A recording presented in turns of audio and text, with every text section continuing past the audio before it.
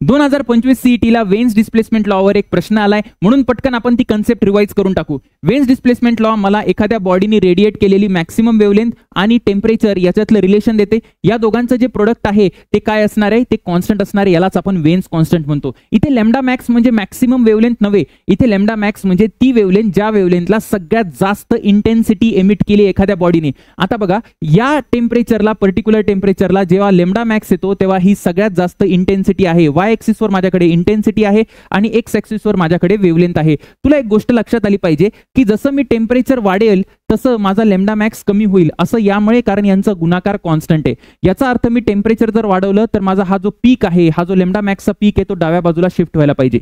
सीईटीने काय प्रश्न विचारला, सीईटी म्हणते की याचा जो एरिया आहे, याच्या आतमधला जो एरिया आहे तो काय दाखवतो, तर याचा आतमधला जो एरिया आहे तो total power radiated by body per unit area म्हणजे इंटेन्सिटी दाखवतो. याचा अर्थ डी ऑप्शन करेक्ट येणार आहे, जे म्हणतं total energy emitted per unit time म्हणजे पॉवर आणि पर युनिट एरिया म्हणजे intensity by the black body at all wavelengths. The correct answer.